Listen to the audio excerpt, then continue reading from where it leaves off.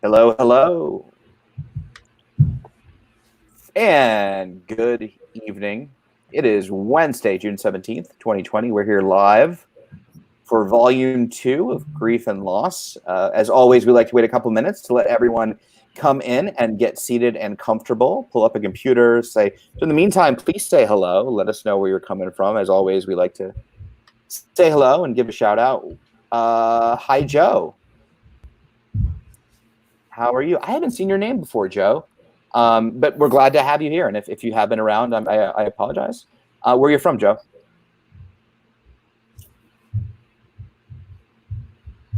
Lizzie's here. Hi, Lizzie. Hope you're having a good week.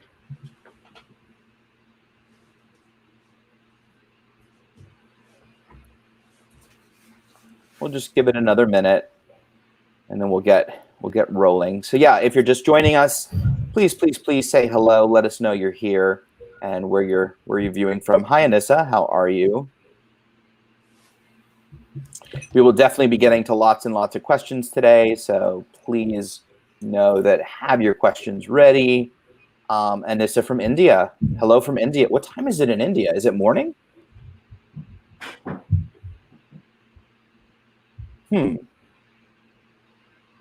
Probably Anissa would know. Where in India are you from? What time is it? Jordana from Northampton and Massachusetts. Hello, Jordana. We'll get started in just about 20 seconds. Has anybody been to India on the panel? I've always wanted to go. I have not, although I'm sort of planning something for next year if the world, cooperates and things like that. I'd really love to go there. If anyone wants to go on a sort of little mindfulness trip to India, email me and I'll come Kim's along. Kim is in for sure. Right? Should be good. Hello, Jasmine, psychologist from Edmonton, Alberta, Canada. Hi, Katie and Maxwell and Noonan. What's that on your neck? Shark bite. Hilarious, Katie. We won't pay attention to my neck. Be quiet, Kim. So anyway, almost 5 in Mumbai. Well, thank you for being up with us this morning. Barbara in Illinois. We have Mike in Virginia. You're welcome, David. Thank you. You do. And Marty in Washington, D.C. Anissa said, oh, please do visit. We need help. So maybe, Anissa, if you'd like to email the IOCDF afterwards, we can connect you and go from there. So let's get rolling. I don't know why up just now, but I was very excited to get rolling. So welcome to Grief and Loss Volume 2. My name is Ethan Smith. I'm the National Ambassador for the International OCD Foundation, which means I have OCD and represent the foundation in all things advocacy, media, and just stuff like that. Quickly, some housekeeping. This town hall is intended to serve as educational content. It is not intended to replace therapy. For treatment-related questions, please be sure to work with your local provider or contact a local clinician. The International OCD Foundation is not a crisis hotline and should not be used if you are in distress or feel unsafe. If you're in a crisis or you're ever feeling suicidal or unsafe, please go to your local emergency room, call 911, or call the suicide prevention hotline at 800-273-8255. We always want to be respectful and others, not in others. We always want to be respectful and kind of others in this group. We want to create as safe a space as possible. This particular topic can be extremely sensitive and tough to talk about. So please note that this is a public forum. This is being recorded and will live on the interwebs for all eternity. So please be mindful of what you say and please be respectful of everybody else's comments, questions, and we appreciate that. So again, we will be answering questions. So please feel free to load your questions in the comment thread and we will get to them soon.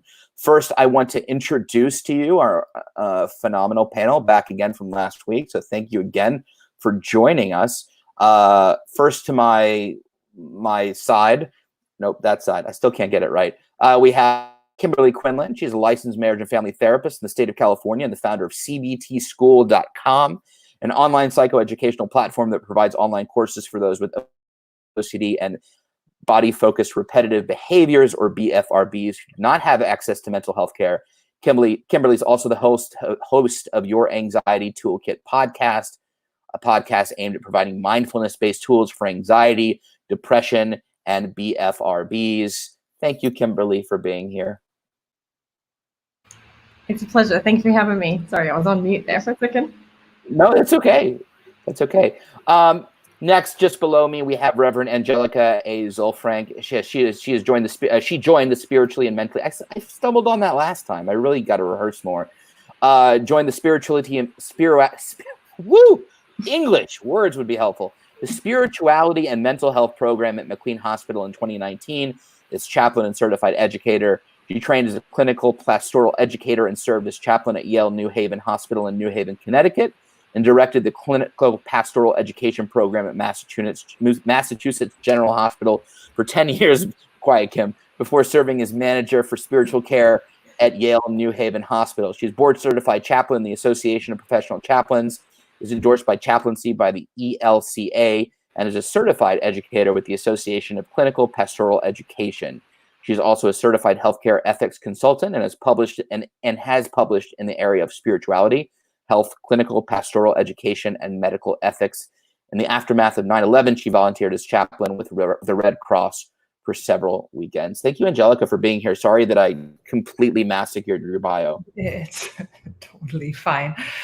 Thank you very much for having me. It's great to be back. Absolutely.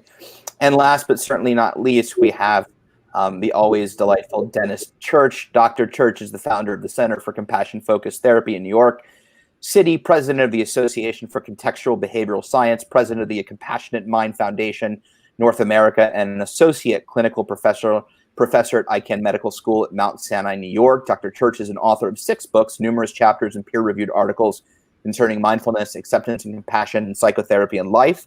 Dr. Tirch regularly trains CFT and ACT globally. He is a Zen Dharma holder, teacher of Buddhist psychology, and Kirtan blues guitarist.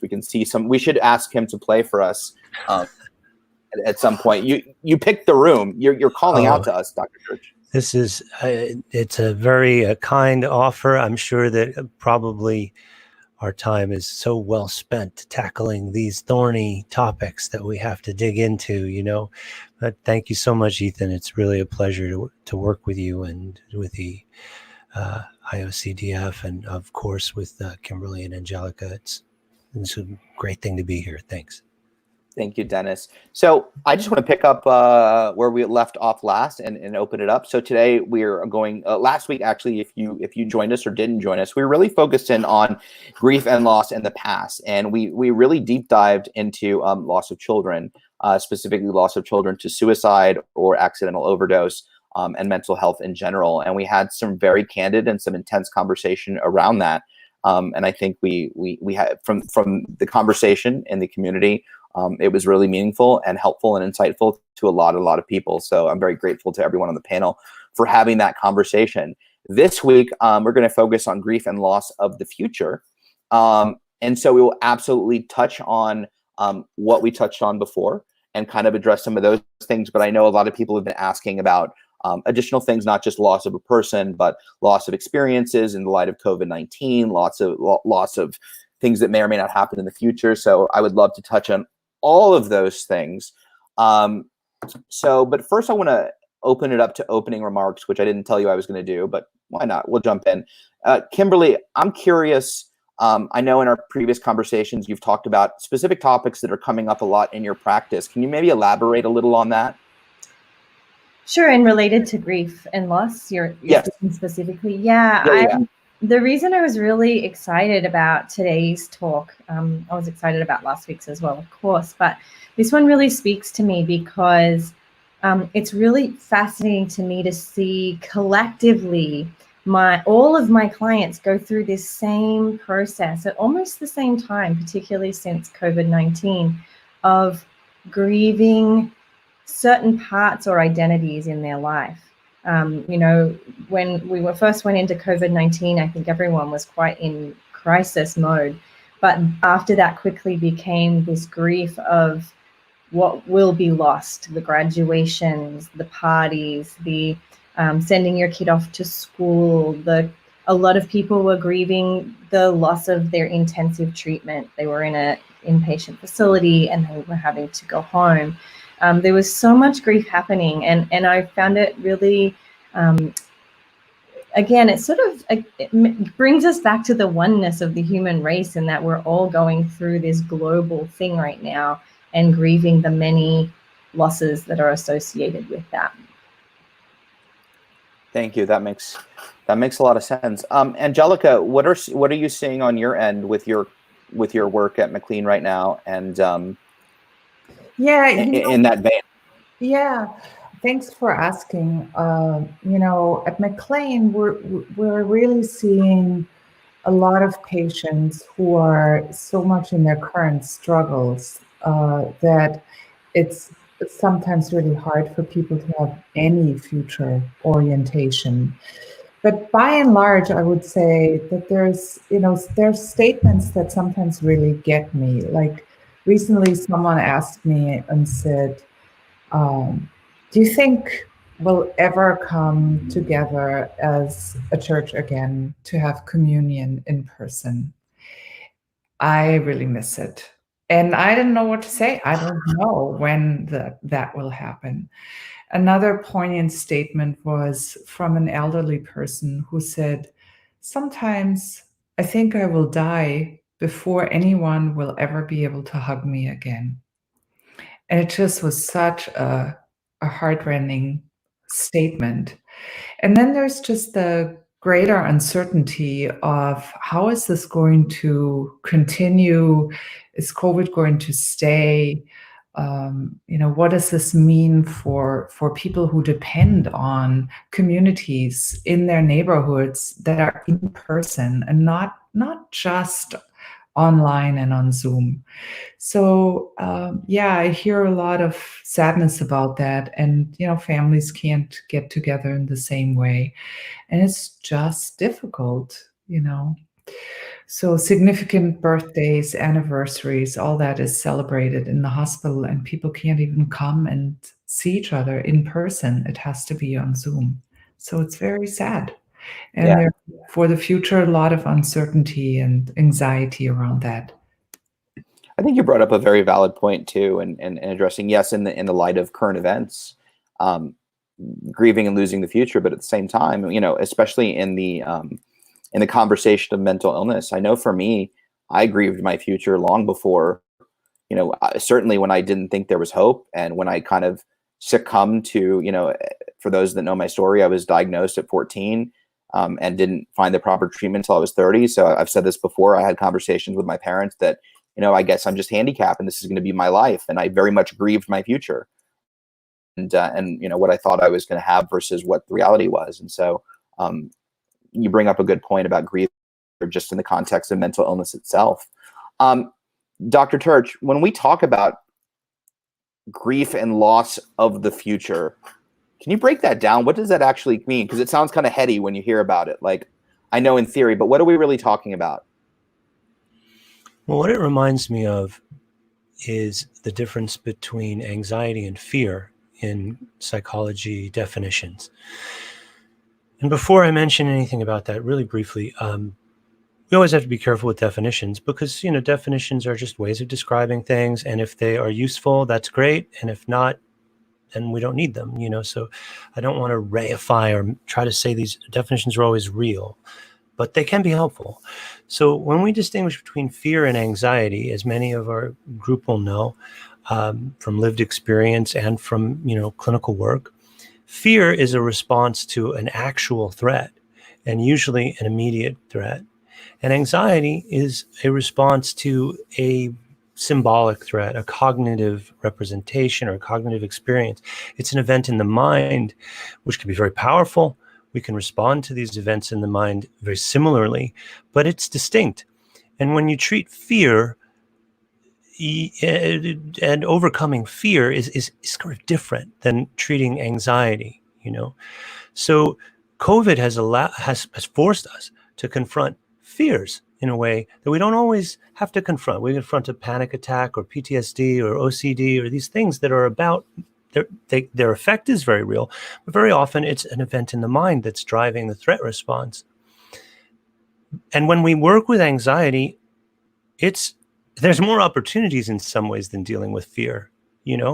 because we can work with diffusion from mental events, decentering, different responses.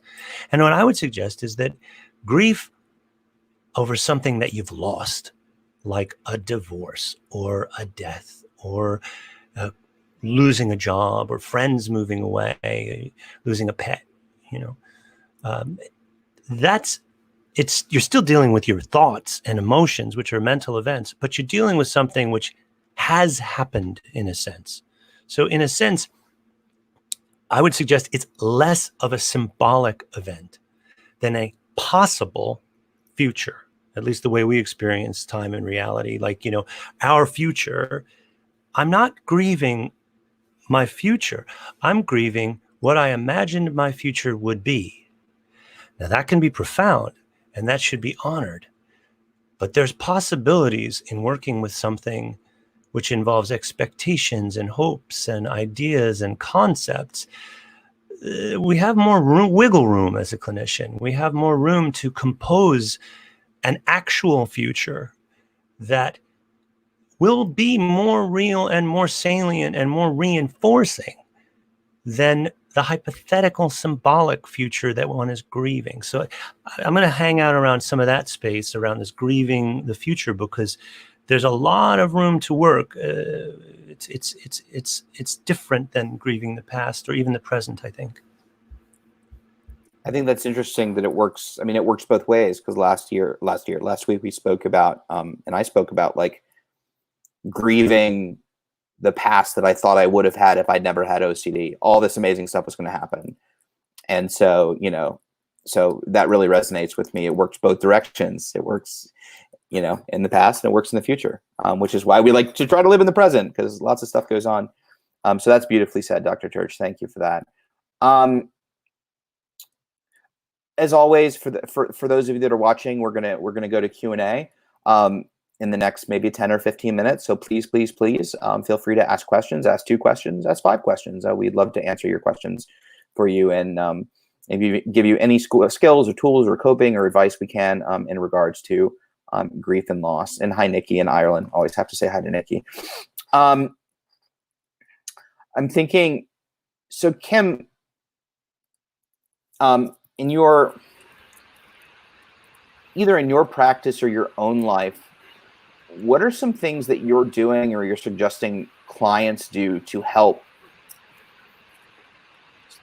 cope isn't the right word, but continue to move forward with purpose in light of the level of uncertainty that we're facing, where we don't have clear answers on when things are going to get back to normal, or when life is going, what are you suggesting in those moments?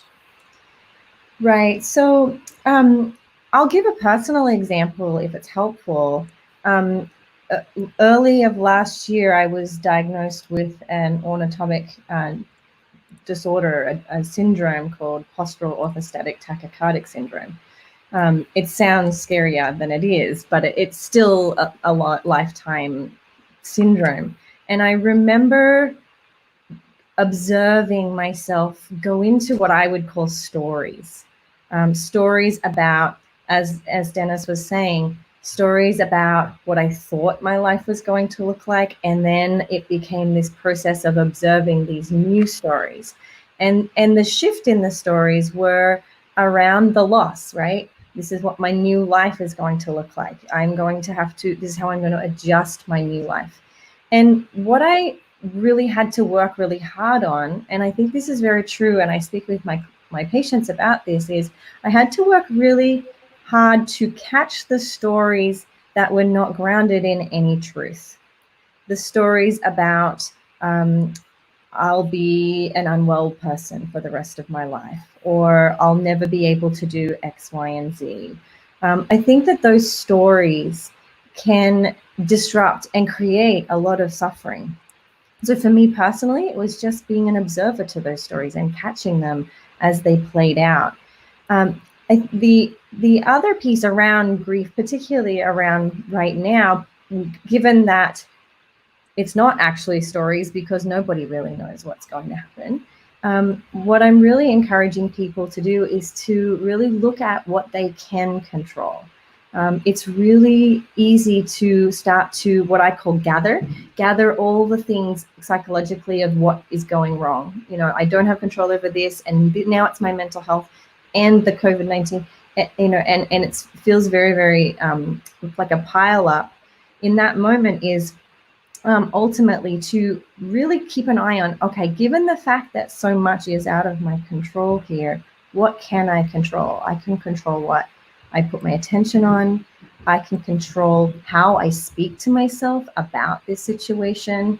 I'm going to put a huge emphasis on being kind and compassionate to yourself, because segue, nobody is doing well at this time. And I've said that to every single patient of mine. No one is almost no one is thriving right now. It is such a difficult time. And so if you could give yourself some grace there and tread lightly and just focus on the things that you can control.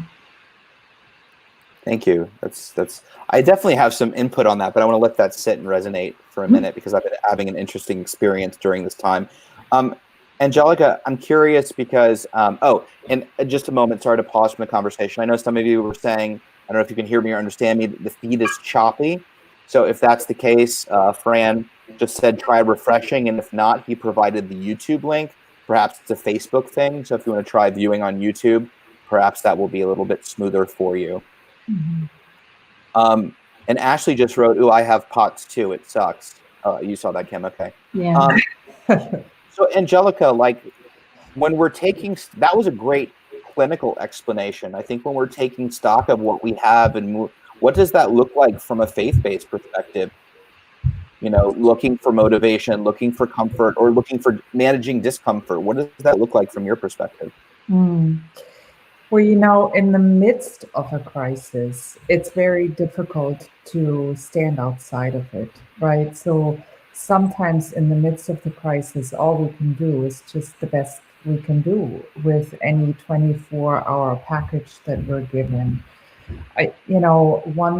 One practice that helps people is just a centering practice or a grounding practice. It could take the form of a body scan or a mindfulness practice, or it could be a 20-minute centering prayer that people are doing in the morning, which is basically a kind of quiet practice.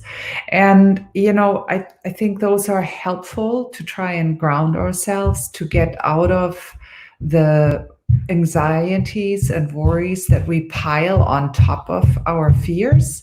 So I loved that differentiation, Dennis. Really loved it. So thank you for bringing that in. And I think there is sort of what's really going on, and then there's the suffering that we add to it.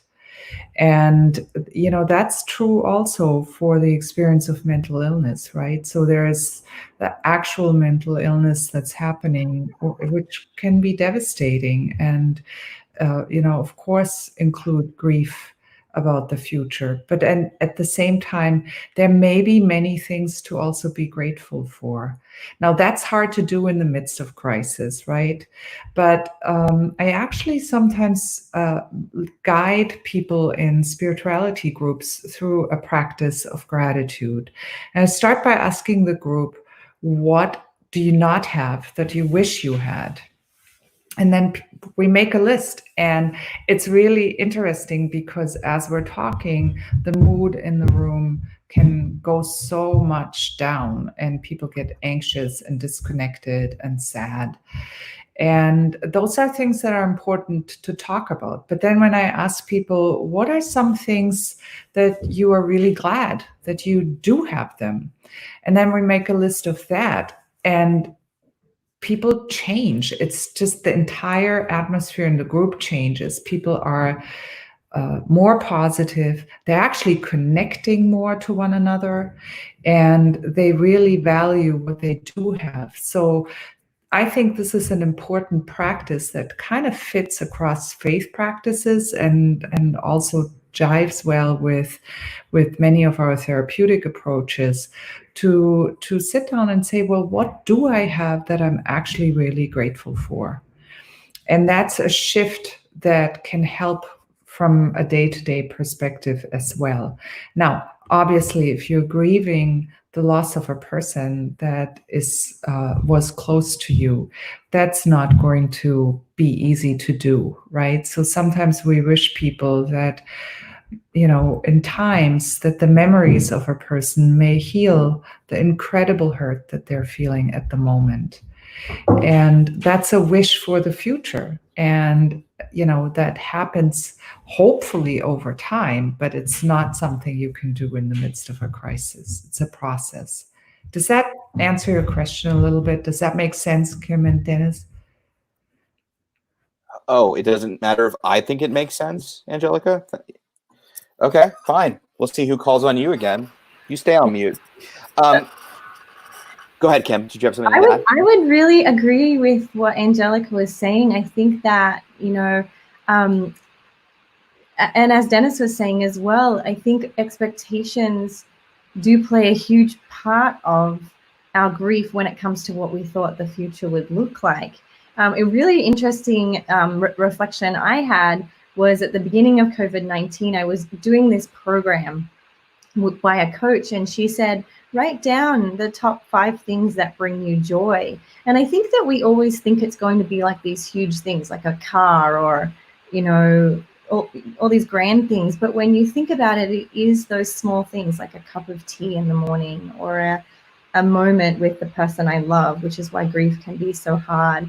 But I think that in our grief, when we can boil it down to those small little moments of joy, I think that can be really helpful.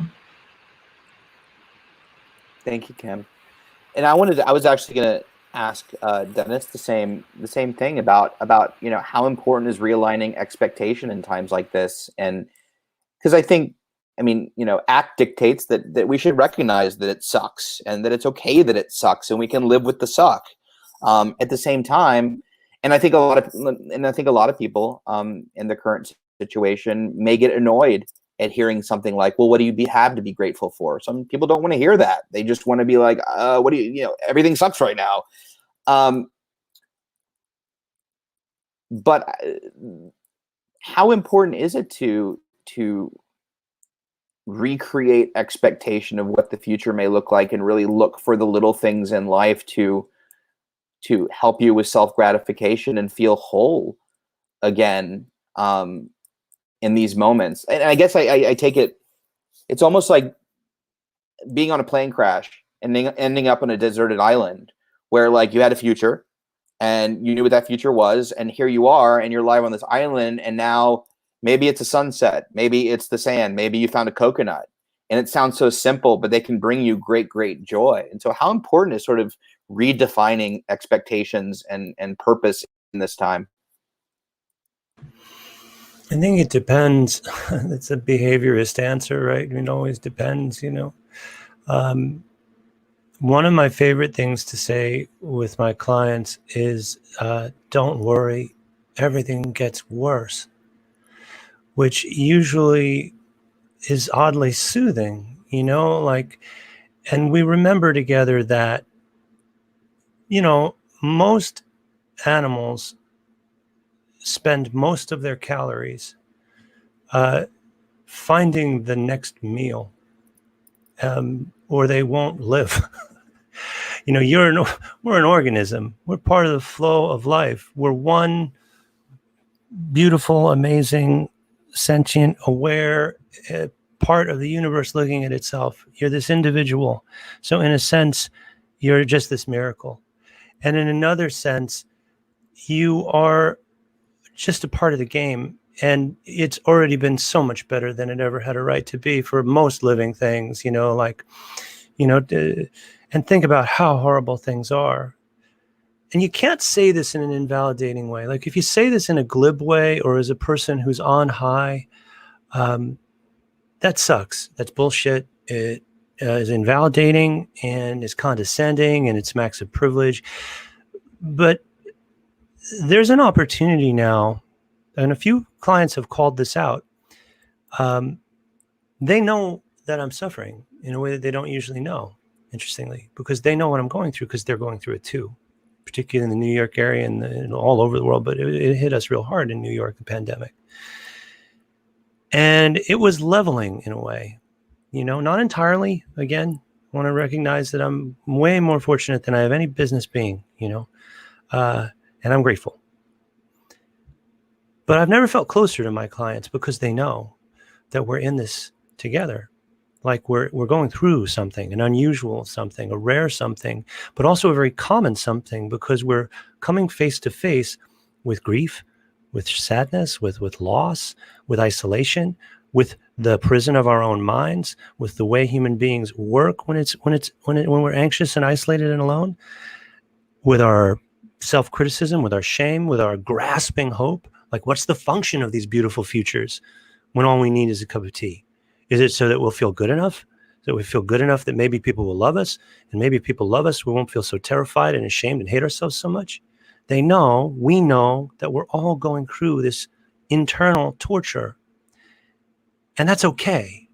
That's okay, because that's what it is to have a mind or a soul, or to be a being that can ask and question and represent and relate. So the little things are good, and activities of pleasure and mastery are good, and valued aims are good, and creating a life of meaning, purpose, and vitality is good. But there's this other thing, which is in all of the wisdom traditions, that in the heart of it, in the heart of any experience, in the middle of your grief or your terror or your joy or your arrogance, whatever that experience is, when we can come into really deep, intimate contact with that experience, there's something really liberatory in there. There is something that unlocks a new kind of freedom. And maybe we have opportunities in our darkest moments or our moments of most isolation, or to enter into this in-between kind of space where we can open up just to the miracle of this one moment. And that is very exciting. So it gets worse, and that's okay. That's part of the story, is to practice our ableness to be in the presence of whatever is happening in us and around us. That's kind of where it is at for me with this, I think. I appreciate that. And I really kind of want to, I really want to ask you something personal, but what the heck? Okay, No, I know. I'm super curious because and I kind of want to ask this on behalf of all the viewers and myself and things like that. I think when you listen to someone, not to make you uncomfortable, but of your stature and prominence speak, you have such amazing insight, and I think the first thought people have is, and I know this is ridiculous, is like, well, you've got it figured out. Do you have it all figured out?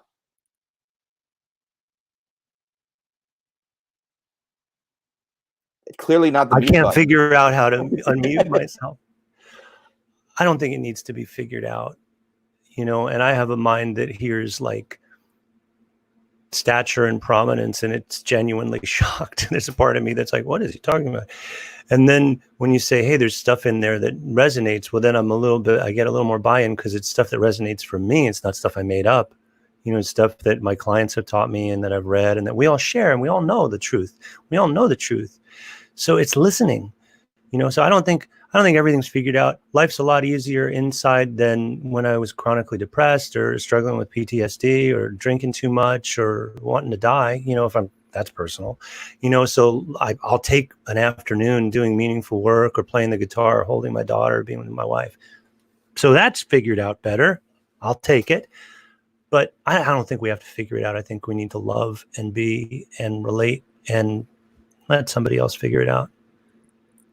Thank you for that. I was just, I think we listen to the experts that we have on the panels and sometimes forget that they're, humans too. And so thank you for that.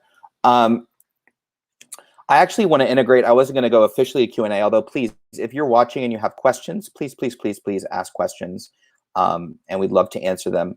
I'm actually going to turn to a question, because this is beautifully put. So Rebecca Curick at 7:29 p.m. Fran wrote, I lost my mom 2 years now, and I'm having trouble with dealing with this even more now on top of my OCD. Can you provide any suggestions? So I'd like to first turn to Angelika, and maybe from your perspective, coping with this. Yeah, so there are two things that I'd like to say about this. This is a time when, as we all have acknowledged, we're all in some ways grieving because so much has changed and our lives are upside down with COVID and everything else that's going on. There's also, I think, what we tend to forget is with every new loss, all the other losses that we've ever experienced come up. So it's a little bit like a magician's handkerchief. And, you pull on one and they're all coming out of the pocket, one after another after another. And in that sense, we really never get over a death or some grief that we've experienced or a loss that we've experienced. It's always going to be with us. So in some ways, I would even say that the idea of closure is overrated because it may not actually ever be possible to close on grief. It may just always change with the new experiences that we have. Now, that's annoying, and that's really frustrating, and we can have reactions to that. But actually, it's the way we are made as human beings. These things shape us into who we are, right? And so that's one thing that I would say. The other piece that I would like to offer is a story. There's this beautiful story, which some of you may know, about Isaac Perlman, who is, of course, this amazing violin player, right? And he was at a concert at the Lincoln Center in New York City. And, if some of you know about him, he had polio, right? So both of his legs are in these braces. So everybody is welcoming him, clapping, and he's like slowly, painstakingly walking across the stage to take a seat, take off his braces. There's this whole ritual in which he prepares to finally play. Well, as he was ready, he nods to the conductor and starts to play. And in the middle of this very complex concerto, one of the strings of his violin breaks. It's like a gunshot in the concert hall, right? And everyone is like, now what? Is he going to get up and put his braces on and walk back on the stage and go backstage and get a string and fix the violin? Or will he call someone? Like, what are we going to do with this, right? And Isaac Perlman just took a breath and then continued to play the concerto. Now, everyone was, of course, like, this is impossible. You can't do this complex piece of music on 3 strings. You just can't. But he refused to know that in this moment. And he just transformed the music and changed it and, as he went along. And at the end of the concert, he's like, all sweaty and, takes his handkerchief and he's worked hard, right? And, people, the audience just breaks into this applause. And he gets up and very quietly says, it's more about what you can do with what you have left in life and in music. And that's the artist's job. So in some ways, this is the job of all of us. We're all artists. What can you do with what you have left? And it's incredibly difficult and it's hard to do. And yet, when you manage to do it sometimes, it's so moving to everyone that people will applaud you, support you, be with you, because everyone knows how impossible it is to still play music with a violin that only has 3 strings. I love that. I'm gonna turn to Kim. I want to kind of play with the analogy a little bit, because at first thought, you know, and the message still applies. But what's interesting is, like, I think about, well, he still had 3 strings to play with. What if the entire violin broke and he couldn't make music? How would that loss feel to him? And what would he be able to turn to? And what would that look like? Just playing with that analogy. Kim, I'd like you to also weigh in on Rebecca's question. Fran, would you mind pulling that up one more time?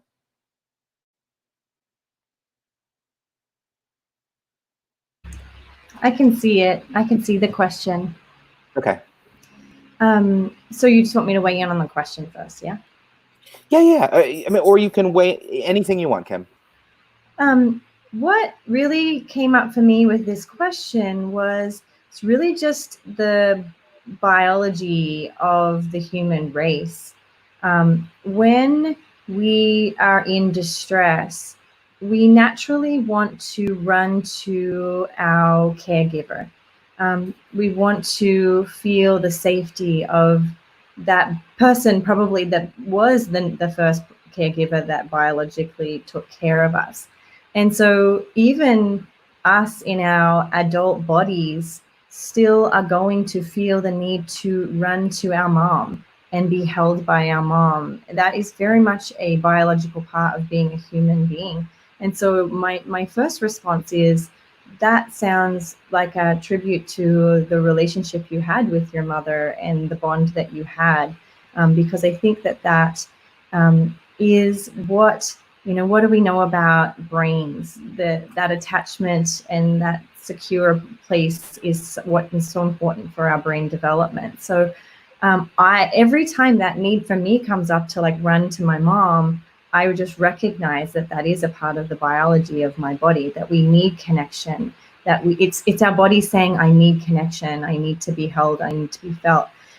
What I would encourage you to do, and I know this is a very clinical answer, but this is the time to reach out for help.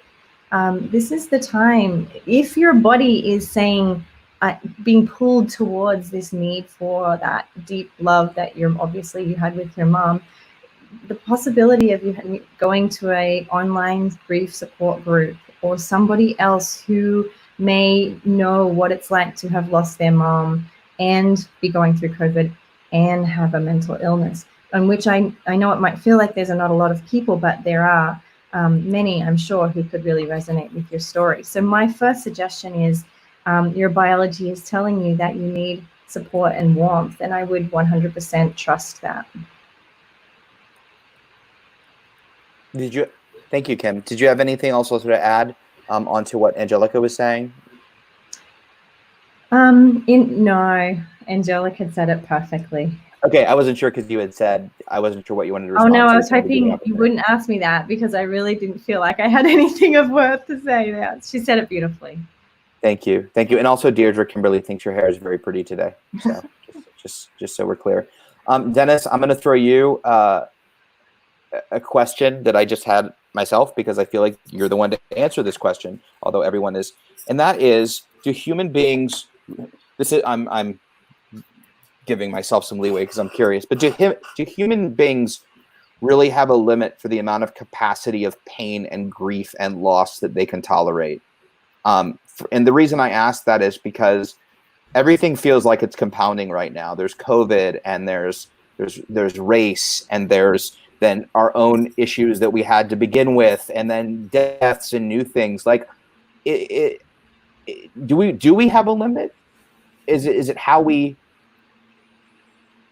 Yeah, I'm just gonna. I don't know, really.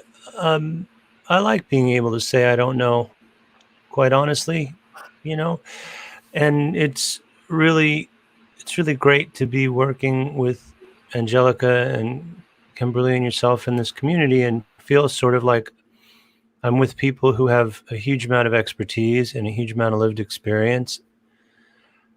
In a sense, we do have a limit, right? You could, physical pain, you could, have so much pain that it overwhelms your neurology. I mean, there's a biological limit.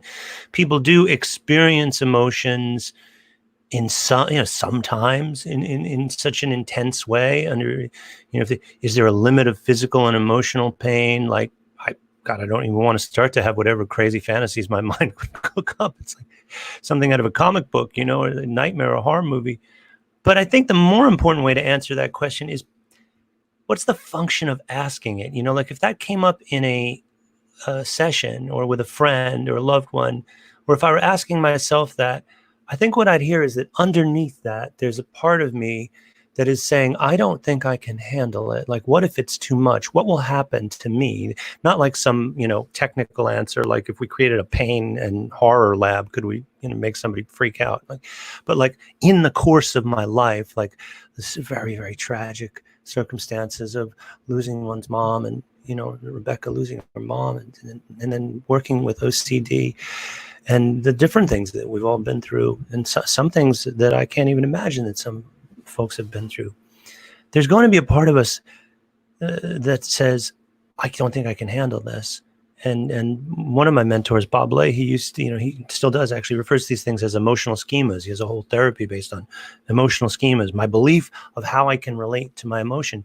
And most of the time, there's a subtle escape option we're looking for. There's a subtle of safety behavior and avoidance strategy. The mind is saying, like, it's too much. I can't handle it. I've got to figure it out. I've got to get away. I've got to do something. But to come back in the context of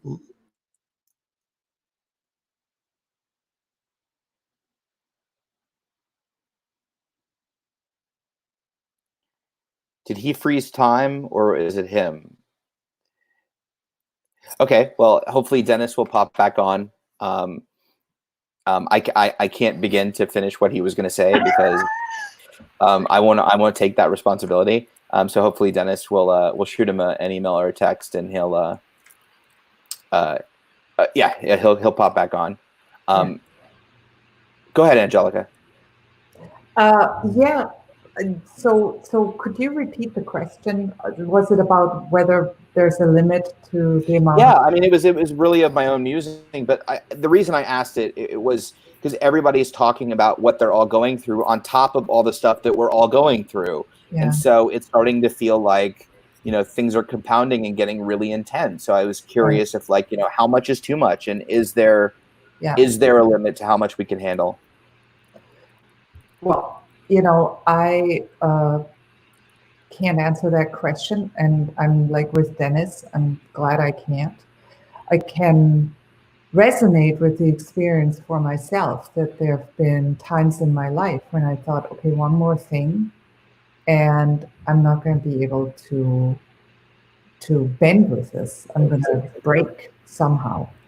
And those are important moments, I think, and they're mainly important because they're telling me something about how maxed out I am, right? And they're telling me I need to absolutely reach out to everything, God and human beings and people and higher power and all the coping skills and everything that one can do. And have I seen people who have been broken by life? Yes, I have. And I've also seen people who have not. And they've experienced so much pain that I wondered, like, how could you not break? And it's one of those questions, there's so much talk about resilience these days. And what do we really know about what makes a person resilient? What makes someone able to grow from the experiences that they have over a lifetime? And what makes it impossible to somehow grow and go on? So those are some of the questions that I would ask. And, and then there are, of course, scriptures and stories in different traditions that deal with those questions as well. And important to take note of those. And I can talk more about that if you'd like me to, but I'm curious what Dennis was saying while he froze. Well, apparently the internet can be overwhelmed. That's one thing we know. That's some kind of network that can be overwhelmed. I think it's a story.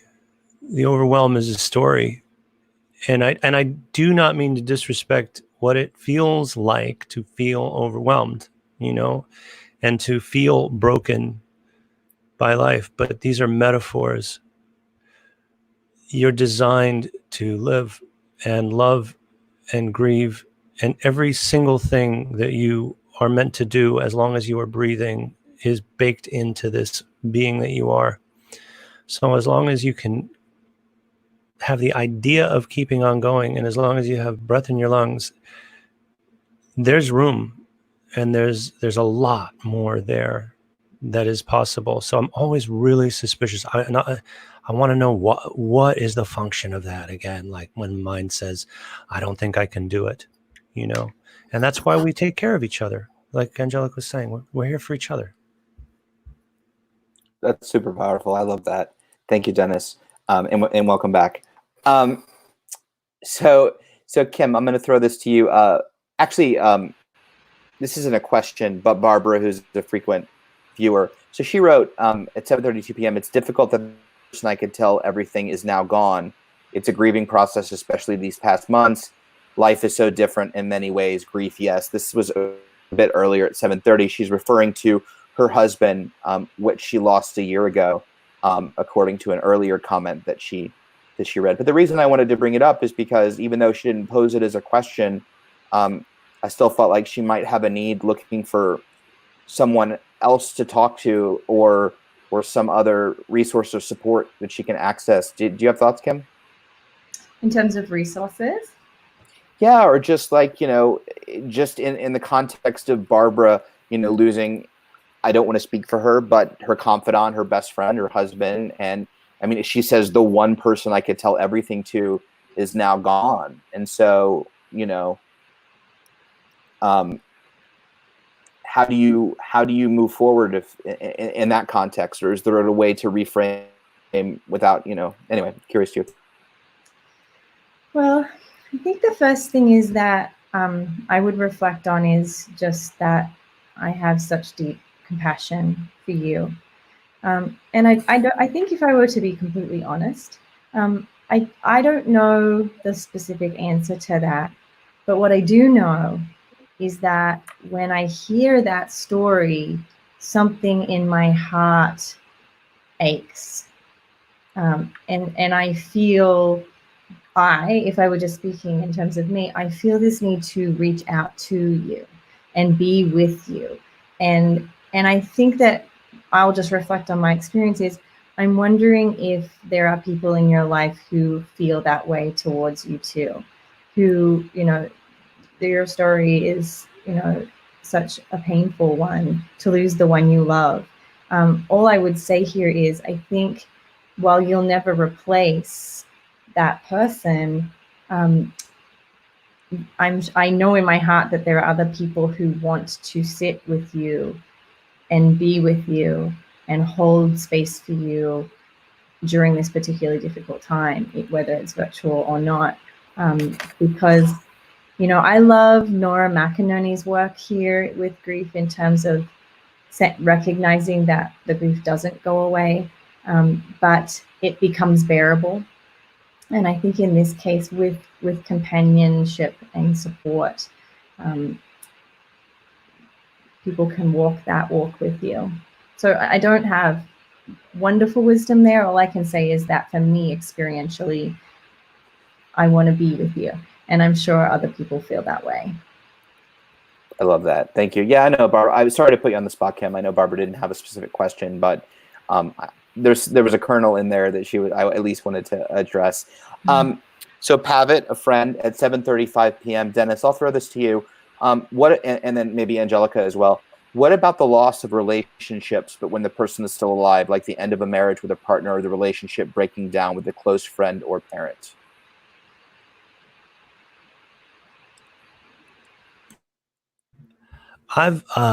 I've done a lot of field research on your behalf on losing partners, Pavitt, and breaking up relationships and marriages. So, well, I might have some perspective on this, right? Like, it's a sort of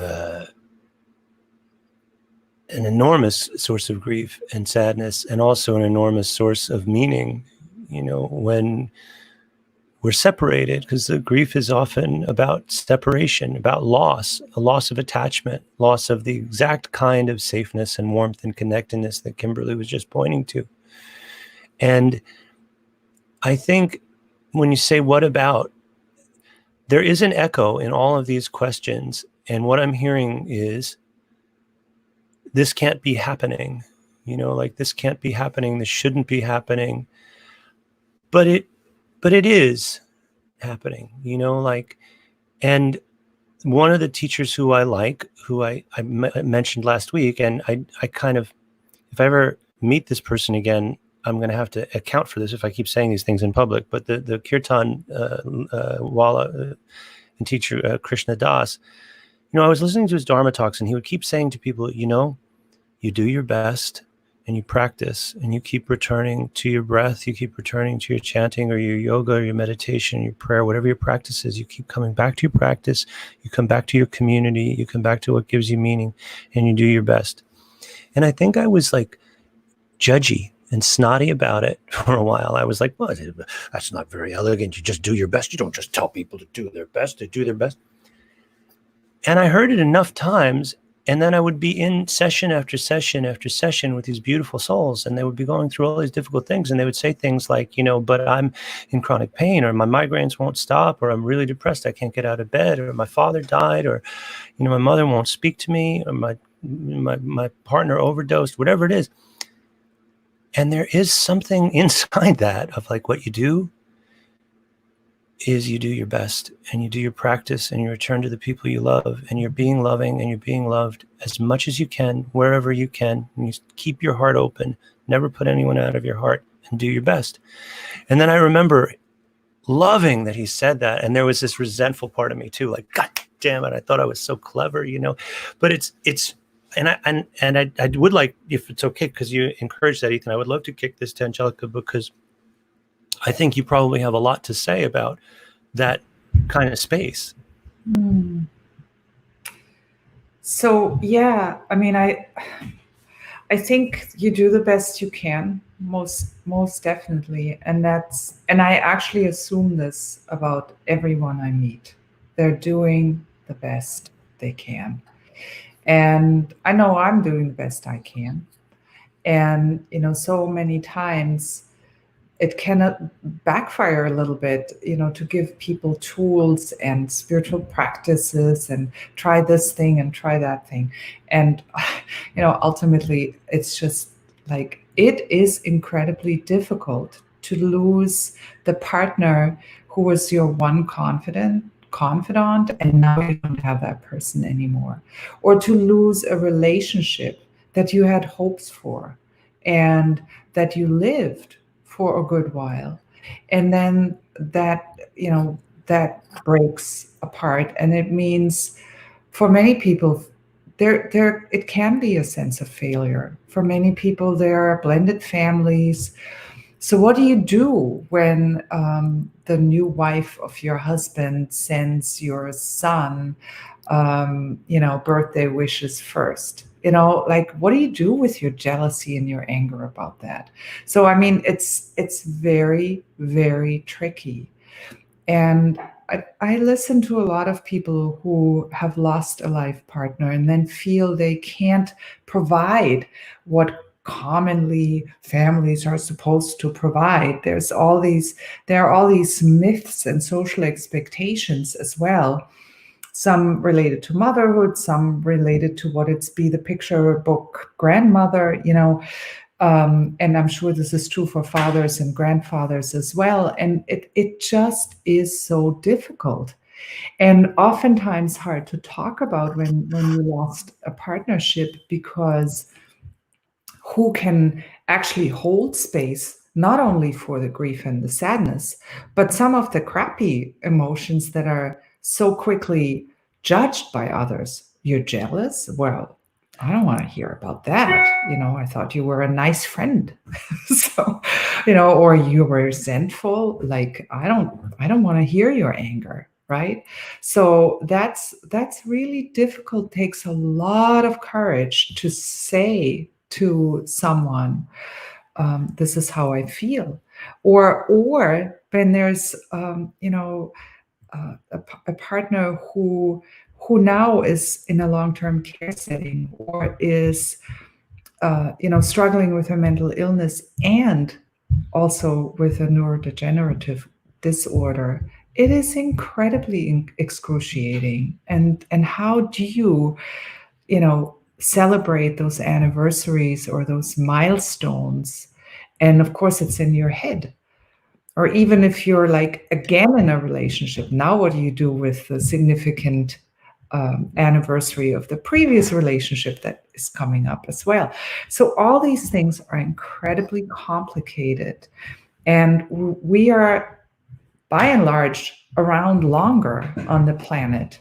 So chances are, get ready and buckle up for some more experiences of loss, because we're around longer and we're losing more, and it does not get easier just because we get older. I know this. Personally, just to add, for some odd reason, in the last 2 weeks, I've thought about my mother and have felt a wave of grief. My mother died 20 years ago. Okay, so beats me. Why is this coming up now? Well, I can go to therapy and try and figure it out, or I can take it to prayer and try and figure it out. I can dream about it and work it through. I can take a walk and think about all of this. But the bottom line is, losses are a part of our biography just as much as new people coming into our lives. For me personally, the most important piece is to say, welcome. I don't like the way you feel: jealousy, resentment, grief, anger, sadness. I don't like it, but welcome. Come on in, sit at the table. Here's the dinner table. You have a place. You are a part of me. And then see what happens. Because if I try to keep someone out, they're going to come in through the window. And there's going to be some glass that's going to be broken. And I don't think that's a good idea. So, as best as you can, to welcome whatever is there. And that's a spiritual practice in and of itself. And some people have an easier time doing that if they have some kind of practice, whether it's gardening, brushing the dog, going for a run, or sitting in actual prayer. It doesn't matter, but it's something that you do daily, that you have made part of your routine, where things can be held, and they can. That's what I would say about that. That's beautifully said, and I would even add, and I don't know, Angelika, but I don't know if you have OCD. I don't think you do. But I would add that, like, the importance of the fact that you're describing a human experience. It's not always about a mental illness. It's about a human experience. And yeah, go ahead. I don't mean to interrupt you, but I'm really passionate about this. I think we are all humans first. And then we also may have a mental illness or struggle with, a problem. But ultimately, I think we all can relate to basic human experiences, and the experience of losing someone that we cannot bear to lose. We can't imagine the world without them. Is one that we all share because we're human. And then maybe we do some obsessive things, and that's on a range, on a spectrum, right? But even there, I don't have OCD, but I can relate to feeling compelled to act in a particular way in a particular moment to try and manage something that's in me. Or I know what it's like to return to a thought, or to have a thought that comes into my mind that takes over for a moment. And no, I'm not diagnosed, but I'm, so I think that even some of the symptoms are such that they're human. They're in the range of what it means to be human, because we all are.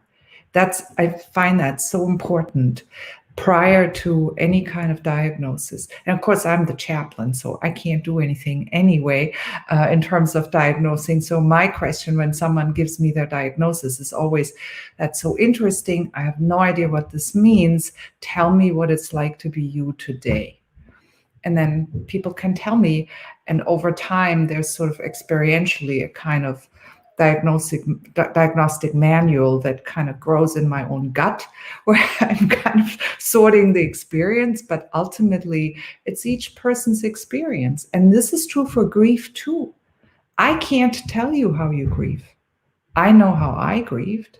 I know how I'm grieving. I don't know how you're doing it. And I may not always be fond of how you're doing it. But as a friend, as a chaplain, as a clinician, as a coworker, I'm going to do my darndest to stay with you, because I know those are experiences that I too can have or have had. Dennis, did you have something to add? You leaned in toward the mic. I'm just taking all of this in, thank you, though. Yeah, absolutely. The reason I said that, Angelika, about the human is I think that, those of us struggling with OCD, especially before we're in a place of maintenance and management, very much feel that our OCD is unique and special and specific to us.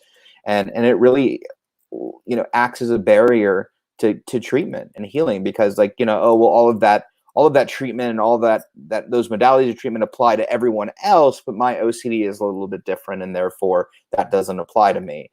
And so recognizing in grief and loss that we're human beings, and I'm by no means an expert in this, but recognizing that we're human beings, and it's sort of the same thing. It's like the situation is unique to you, however you're grieving the loss, whoever you lost, but the experience is the same. It's a human experience, and we can all find commonality in that experience and support one another. So by not closing yourself off to the uniqueness of your situation, you might be able to find a level of healing that perhaps you may not have found otherwise, if that makes sense.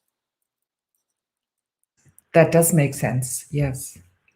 I have a question for you, Angelika, but I want to let me just see if somebody asked.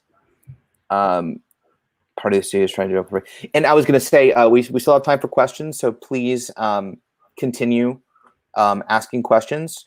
Actually, Rebecca asked, she has another question for you, Angelika, at 8:09 p.m.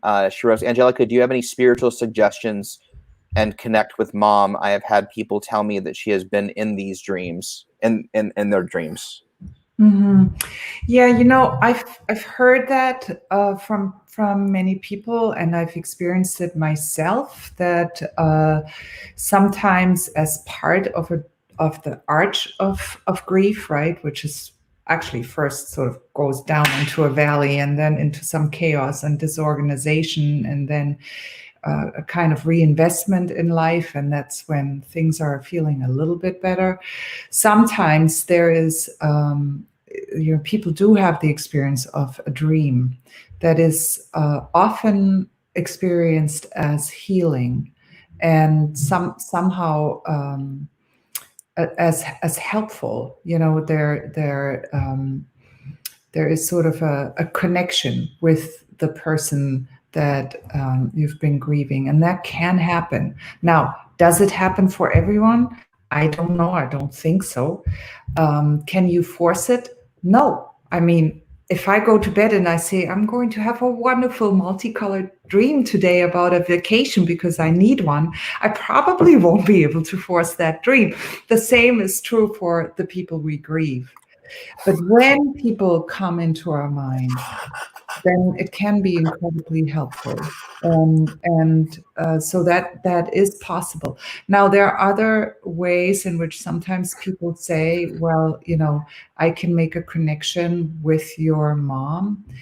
I'm skeptical of those, particularly if people who say that they can make those connections happen are also asking a good fee, which does happen. And I would want to caution people, as much as I understand that there is mistrust and often hurt of organized religion. There's also a reason to sometimes be a bit careful with people who say, I can connect you with your loved one. Just come into my office and, I'm going to do that for a certain fee. So I would be cautious about that a little bit. And other than that, I would just try and see, are there any things that you have from your mom, Rebecca, that connect you with her? And sometimes they may be day-to-day things. I mean, it's a cup that I have from my grandmother, right? That connects me most with her, more than some sort of piece of jewelry that I don't care about. So it's funny. Sometimes it's more the day-to-day items that remind us of people. And then the other pieces, of course, can you look at pictures? Are there mementos? Or can you call up a favorite memory and be with that? So in some ways, I'm kind of thinking you probably can figure this out by yourself. But, it's that people can dream of other people, and it can take time. And if it doesn't happen, that doesn't mean you're not grieving the right way. Thank you, Angelika. I appreciate that. I want to throw that normally, I don't want to go too deep into other people's questions, but actually we've answered all the questions, and I think Pavitt wrote something that was really heavy here, and I'd like to address it maybe with Kim and Dennis, and then obviously Angelika, if you have thoughts, weigh in. It isn't a question per se, but there's definitely some thinking here that maybe we can address. So Fran, we'll leave this up for a second and let everybody read it and then drop it, because it's going to cover Dennis and Angelika. But at 8:10 p.m., yeah. The problem is rejection from my mother as a child and being disowned as an adult means I don't know what it means to receive love, which means I don't know how to give it. I can't recognize it or feel it because I don't think I've learned it. Therefore, I'm mourning the loss of something I never had, which makes me stuck. I'll just leave that up for a second, and then we'll go ahead and drop it. And actually, we'll start with Kim. I know it's not a question, but I think she's talking about a lot of different things here. And so I'd love for you to maybe dive into this a little bit and offer some suggestion. Yeah, I'd love to. I'm actually going to, as much as respond to this comment, but also respond to the question that Pavitt asked before. I think that what we can't ignore here is the intersection of grief and shame. I think shame becomes, can complicate grief when it interferes in the way of us feeling less than or not enough. When there is a separation, I'm going back to the original question and I'll come back, a separation, I'll go back to the biology, sorry, I'm a science person, but we are basically all the time trying to be certain that we are a part of the pack. We don't want to be left out of the pack. And that sometimes when there is some kind of rejection or abandonment, we will immediately feel shame.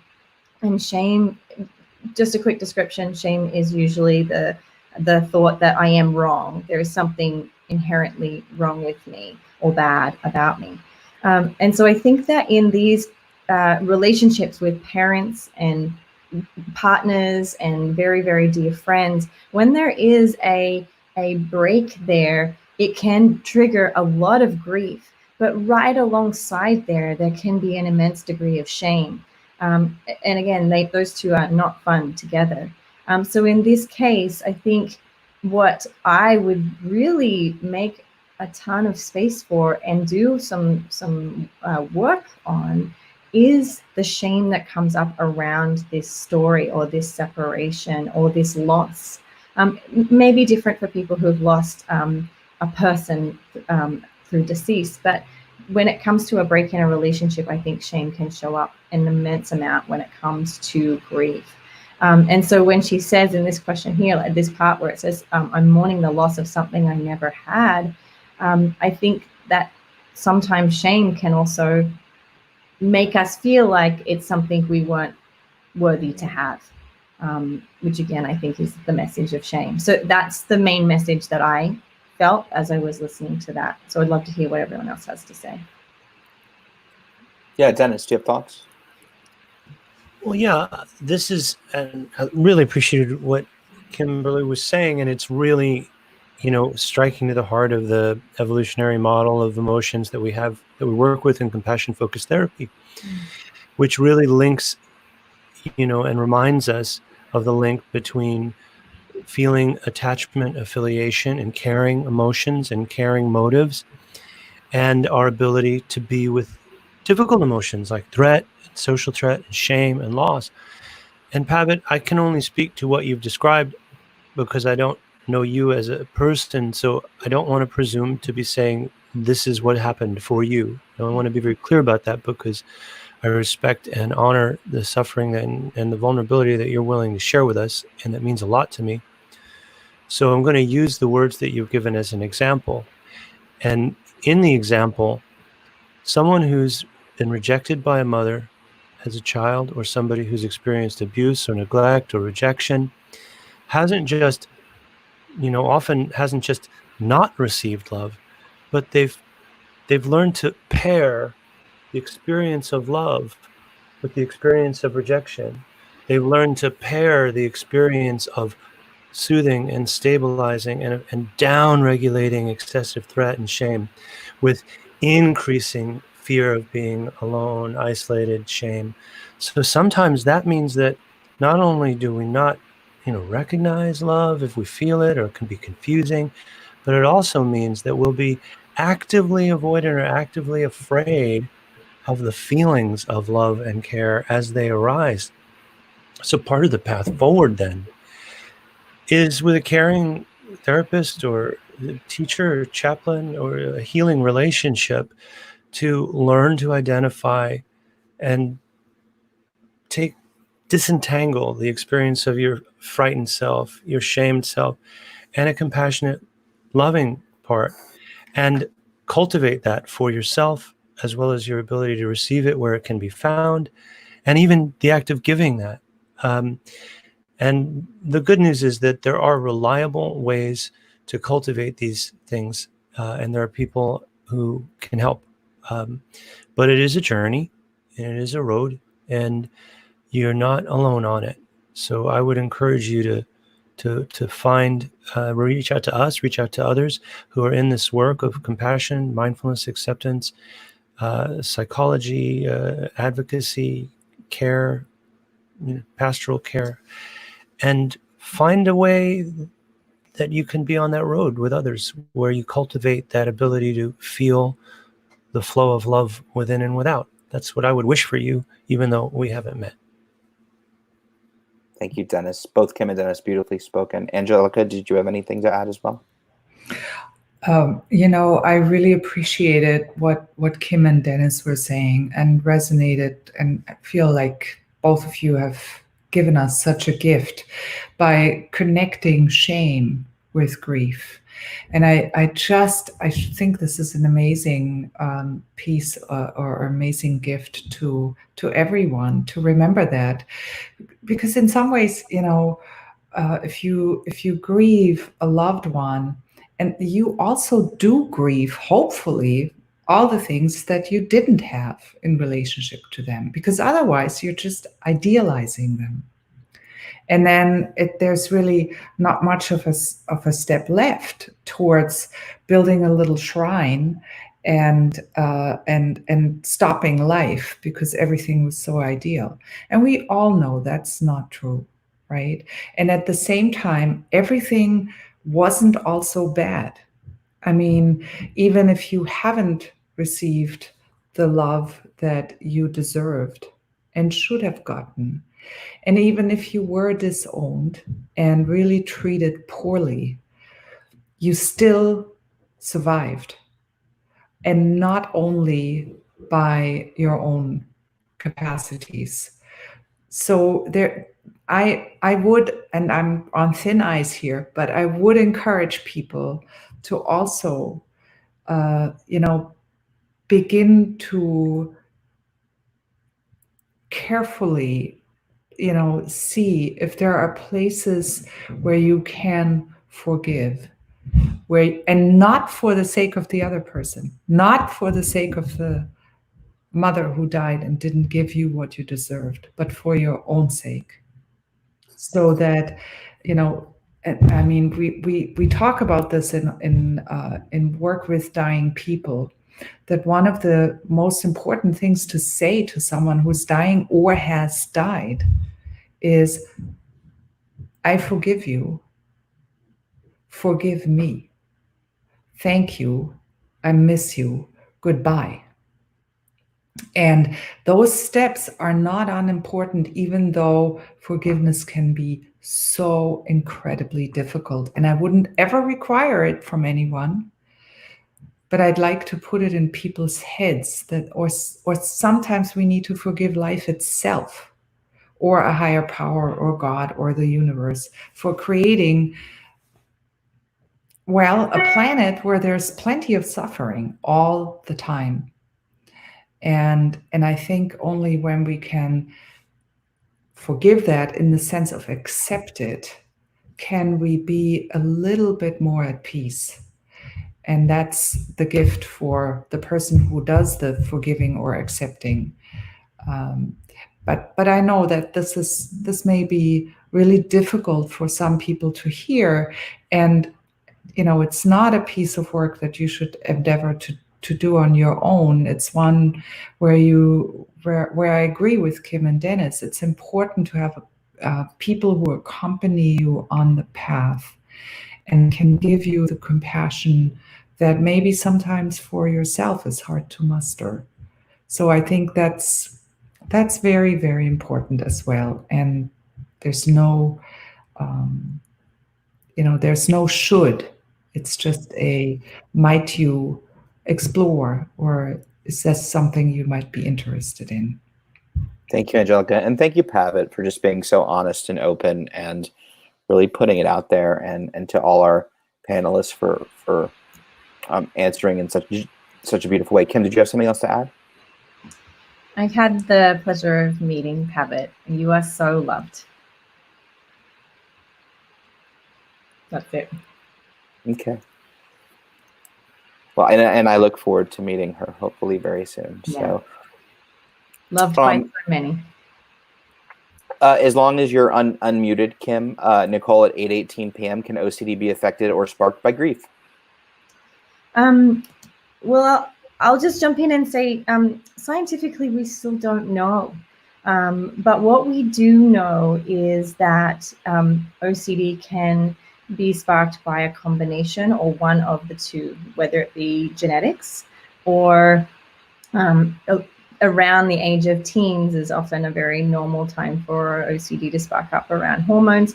I have had multiple clients recently who have had the onset of OCD around the grief of a loved one. And so I think my personal experience clinically is absolutely that can be the case, but I always look at the family genes, and there usually is some kind of genetic predisposition there as well. So unfortunately, we don't have any science to like pinpoint that, but clinically, I have seen that to be true. Thank you.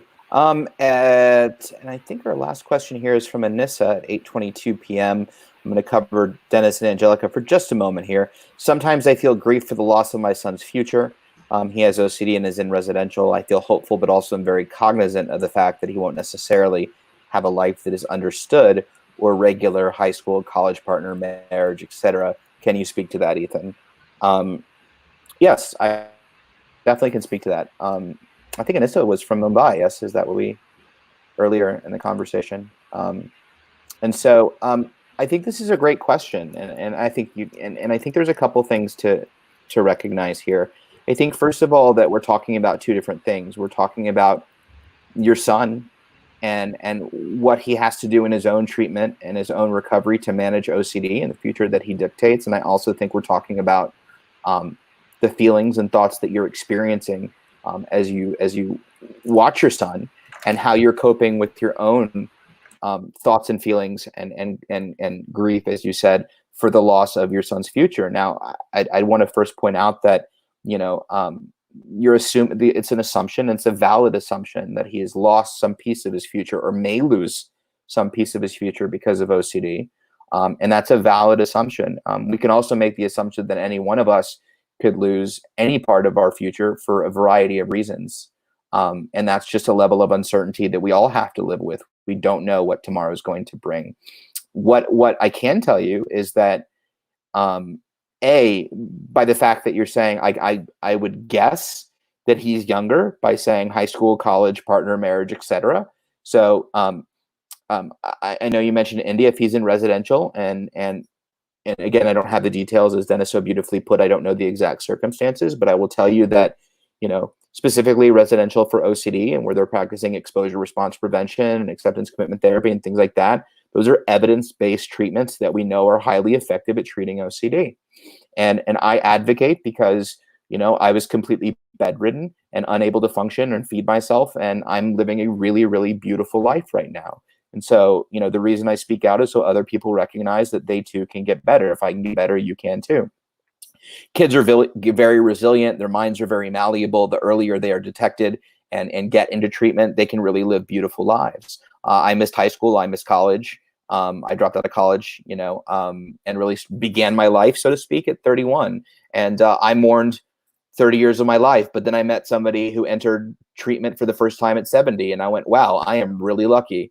And they were like, I'm going to make the most out of the 30 years that I have left. So I think that it's completely valid, but I would take comfort in the fact that treatment for OCD, it is treatable, and that treatment is highly effective. And so the odds of your son having at least a beautiful future where OCD doesn't get in the way, is very likely. But I would also look at yourself as well and think about, how you're responding to his OCD and how you think about his future, and maybe how you can initiate some self-care if you're engaged with his therapist and getting insight into what he's doing and what you can do for yourself. So you can manage some of these thoughts as well. I don't know if anybody else has thoughts to Ennis's question. You did beautifully. That's great. Thank you, Dennis. Oh, I'll back you. Let me be the optimist for 1 minute. Your son has a great opportunity to live a wonderful life, and I treat OCD. It's one of the most, thing I treat the most, and I see people move on to have wonderful, fulfilling lives. So 100%, I would love to, infuse you with hope there. In addition, what I would add, again, I don't want to be make this too fluffy, because I understand that you're in this middle gray zone where it's very uncertain. But I have also had the pleasure to meet people like Ethan and some incredible advocates who have turned their suffering into the most incredible change for people who are suffering. And so while, yes, one good option would be that they recover and live a wonderful life, there's actually one step above that is possible for your son, which is to help the people who are going through what he or she has been through. So again, a hopeless optimist over here, but there is much hope to be had. Absolutely. Thank you, Kim. And thank you, Anissa, for the question. And also, again, I want to thank Pavitt. I hadn't really thought about shame and grief accompanying each other. And it's so true. I'm processing all of this information as we're talking. And it's like, I think shame accompanied everything that I grieved, whether it was like, did I treat her right? Did I do that job? Did I give it the best of my ability? Did I take better care of that guitar that broke? It's like, whatever it was, there was some component of, did I do it right? And I'm a crappy person because I probably didn't. So thank you. It was a wonderful discussion. Anyway, unfortunately, we are out of time. I want to thank Kimberly, Dennis, and Angelika for joining us for a really fantastic second conversation on grief and loss. I hope all of you found it as meaningful as I know the four of us did. Terrible at math, as the four of us did. And I'll skip to the end and quickly say, and Fran, if you want to post the email, I know somebody had some really intense, deep questions. If anybody has questions either for me or Kim or Angelika or Dennis, please don't hesitate to email info@iocdf.org, and we will make sure that the emails get forwarded to Kim, Dennis, or Angelika and get you some answers to the questions you may have. Of course, you can always reach out for resources as you struggle with any of this stuff, and we'd be glad to help you. I really want to do a third one because I have a million questions. I was writing down questions as we were talking because this was really a humbling conversation. So perhaps there'll be a volume 3 in the future. I know everyone is very, very busy. But I just want to say thank you again. Your insights tonight were mind-blowing, and I know everybody appreciated them as much as I did. You're each brilliant and amazing in your own right, and thank you for for just all of the insight that you bestowed upon us this evening. It was really, really, really special. Go ahead, Dennis. Oh, you unmuted. Oh, thank you, though. Yeah. You unmuted. I didn't know if you wanted something. So just some quick housekeeping to end this. Tomorrow night at 7 p.m., same time, same channel, we will be having Moral Scrupulosity, Volume 2, with Dr. Patrick McGrath and John Hirschfield. We really had a great conversation the first time around about a month ago, so we encourage you to come.